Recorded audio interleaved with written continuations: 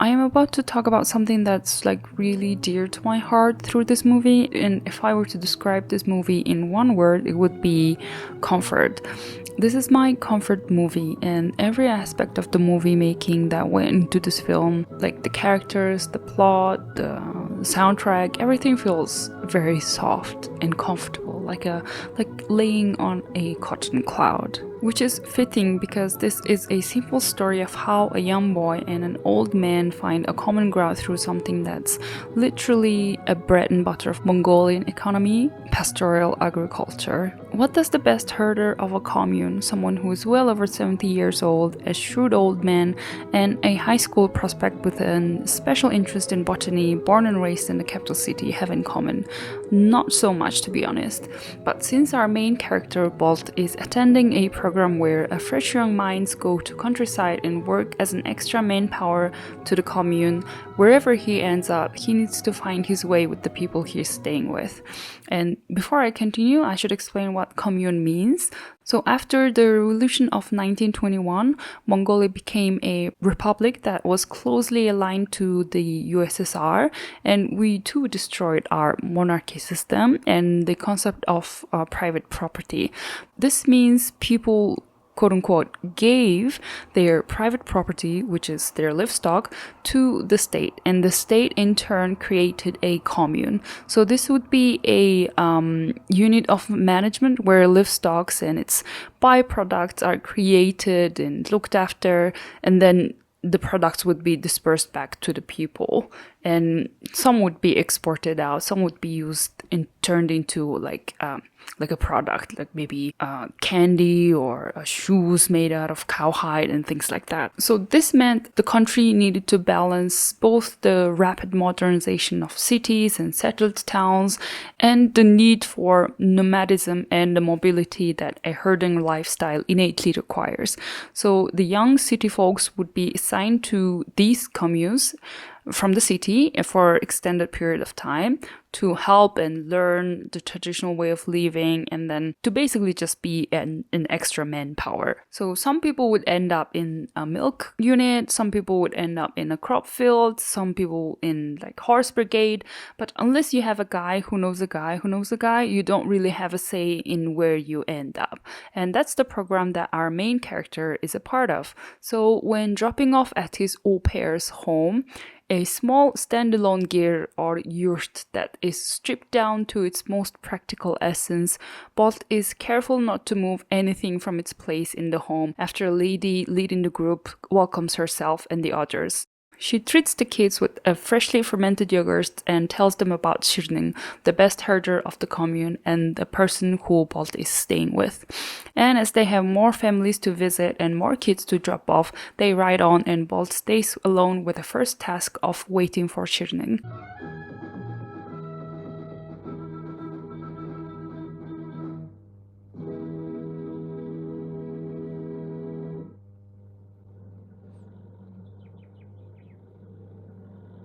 At a distance, he could see a big herd of sheep grazing and a man on a horse constantly accompanying and guiding it. A serene calmness of countryside, free of revving engine sounds and bustling alive flow of the city folks, coupled with the road fatigue knocks Bolt into afternoon nap.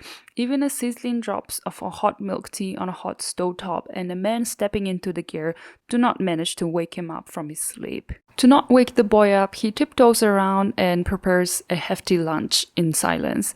And he goes out to milk his sheep. He is so accustomed to his daily routine and he knows his way around the livestock and his home, his pasture land, like the back of his hands. To him, having someone new, especially city folk who has gotten unfamiliar with this very traditional lifestyle and having to teach him almost everything from scratch is an added load. Would they get along well? What if he's not proactive or does not like the countryside life at all? He'd rather just be left alone to do what he knows best in his own way.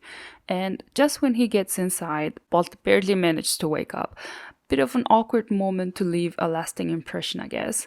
Bolt awkwardly stands there and Sheridan takes notice of his shyness. He jokingly invites Bolt over to sit and plates up a fresh meat. And whilst watching this, I was just mouth-watering because like countryside delicacy, fresh off the field, is no joke. Give me the clotted cream, fresh yogurt, Edgy, Arol, Art, Eric. Got beans, greens, potatoes, tomatoes. And that's just for breakfast only. For lunch, meat. For dinner, meat. In between, meat. Just nom nom nom nom nom. But that's just me. But as for Bolt, everything is quite new. He's a little nervous and he struggles with a fat piece of fat. Well, to be honest, that's a little bit too much. And this is their first day. Although Schirning has had city folks before and knows how they are, he still carries hope that this one might work out. Back in the city, Bolt's family is waiting to hear from him. I guess having to send your kid to the countryside for an extended period with no one to really keep an eye on is not an easy feat for any parents. Side note, what in the 50s aesthetic is going on with her? She could fit right in with the ladies from The Help. If they see her as one of them, that is, and I'm just pretty much sure that they're not gonna. To ease her mind, her husband comes with a letter from Bolt, and in the letter, he just tells all. Compared to how the other students are welcomed and supported, his situation is not the best. He has had a fever for a few days, and Schirning is mostly not really satisfied with his performance. He's left alone whilst Schirning is gazing the herd, and they would always move location almost every day, which is very annoying to him. Hearing this, Bolt's mom insists that they should bring him back, and his father, on the other hand, wants to see it and wait it out for a while. Regardless of when they leave, they will have a hard time finding him, because Schirning changes pasture quite frequently. Those hungry herds just vacuum the fat, juicy, nutritious grass like tornadoes, and if one wants to maximize the size and health of the herd so that they could survive the winter, you have to move a lot, and he's not about to lose his title of the best herder to anyone anytime soon. Well, I have a feeling that he does not do what he does just to become a best herder of anything. It is the way in which he and his parents and his grandparents have done things.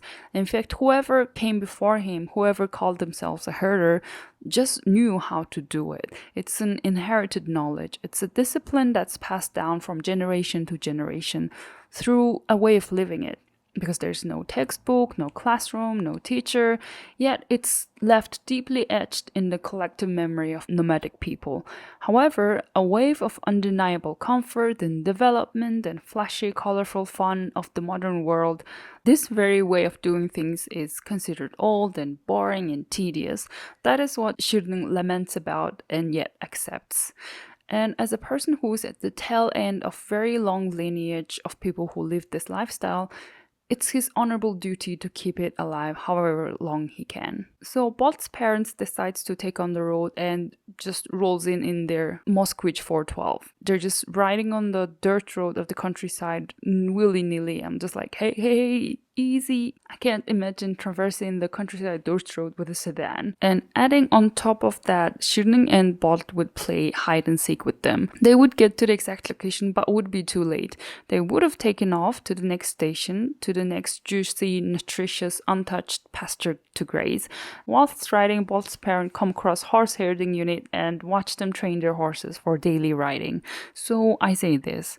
Both the horse and the rider are half tamed and they meet in the middle. So horse training, it's done a little bit different here. And seeing how the horses are trained and being broken in, this is the last thing that Bolt's mom wants for her son. And what is Bolt doing? Getting on a horse to herd the sheep alone for the first time. After shadowing Schirning for some time on a pasture, he has earned his trust. And even not on a pasture, Bolt would tend to the home and always ask questions about the soils and grass and anything pertaining to herding the livestock. They are now almost friends and co-workers. But Schirning sees the child in him and would even buy candy and a nice hat to protect him from the sun and all of that whenever possible from a mobile shop. They are fully a team now. What was supposed to be a quick trip to bring their son back is now turned into a nice outing in the countryside on the pleasant days of summer. He even jokingly says that he wants Schirning and Bolt to keep moving to their next beautiful locations.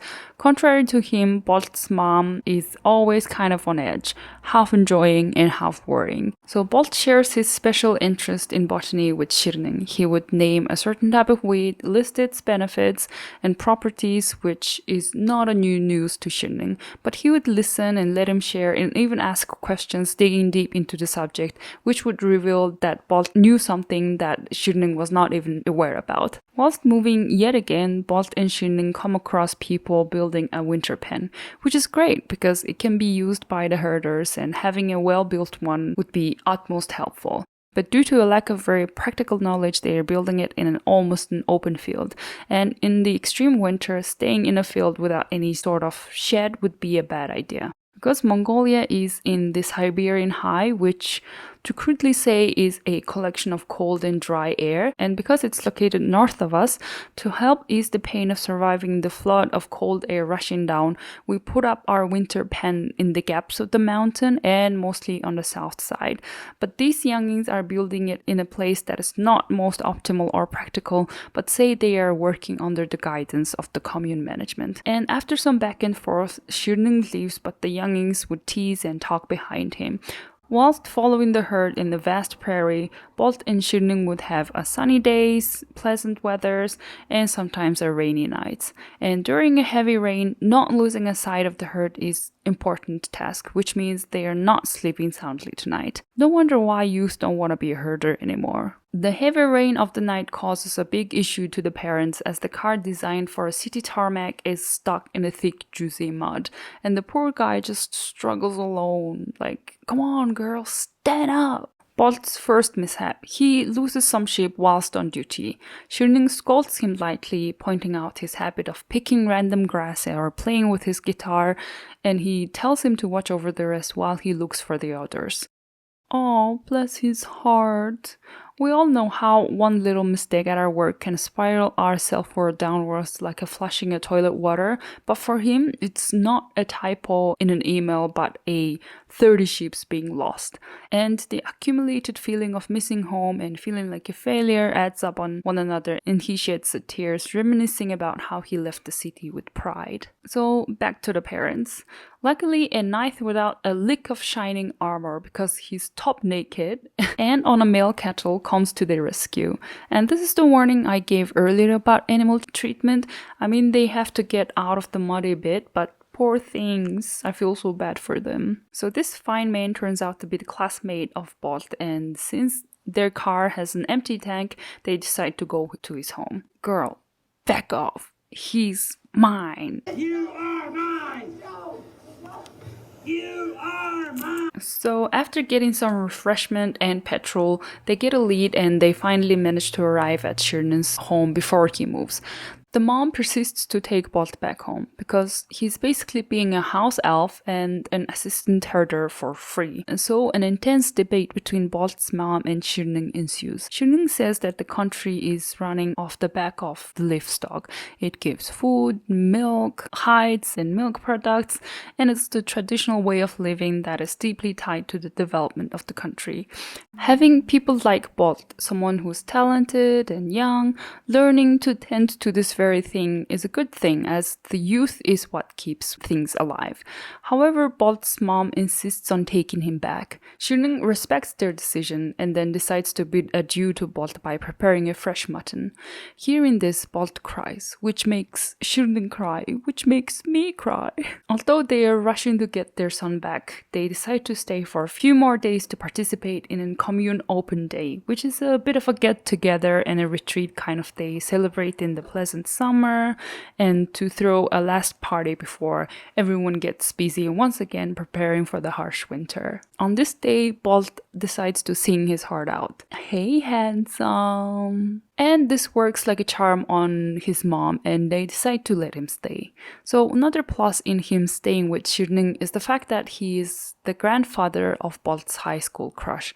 So through him, Bolt could get even closer to her, whom I think is just so out of his league.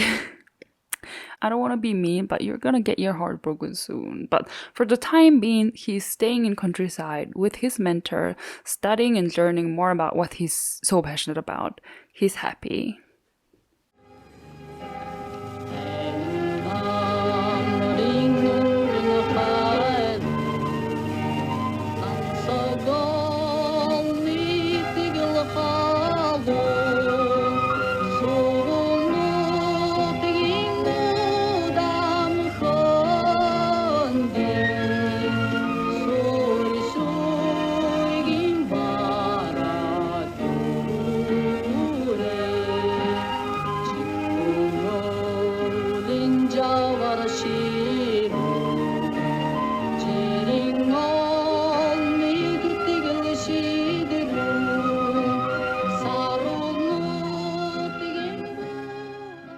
Well, the movie is not finished yet. In fact, there is much left in the movie. Shirling receives his new winter pen, stocks up on hay for the winter.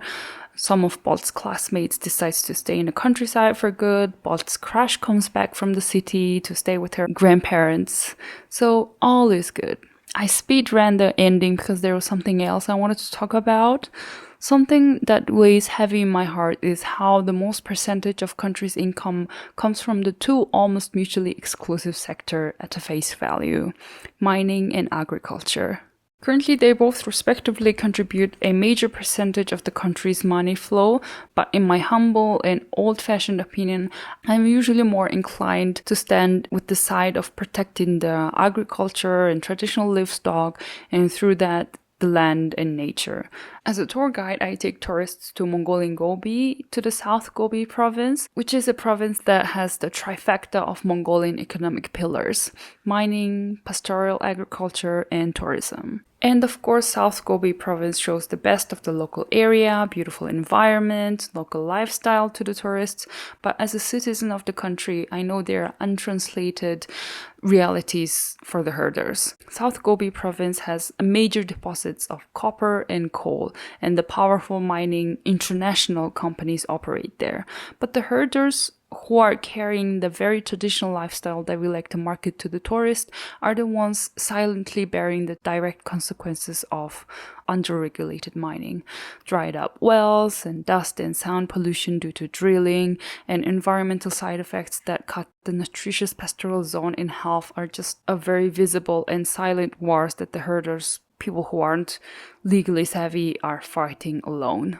And as more and more young people migrate to the city, the workforce for agricultural sector shrinks. So there you have the perfect formula for a slow and painful death of one of the branches through which the money comes in, which would make the country all the more reliant on mining and yada yada yada. But what can I do? Herding livestock is a tedious labor. Like, you're always doing the same thing over and over again, and I can't judge the youth for wanting to migrate to the city and search for better opportunities and all of that. Why should they be left behind just because I want the traditional lifestyle to continue? In my opinion, the very traditional way of herding livestock is slowly but surely is disappearing. It will soon be industrialized with farming, and it will become something that's totally different to how it's been done. But I'm happy to have shared a little bit of that life through this movie with you. And feel free to check out the original movie, and if you enjoyed my video, please like it and subscribe to my channel. And I hope you enjoyed your time with me, and thank you so much for staying, and see you on the next one. Bye.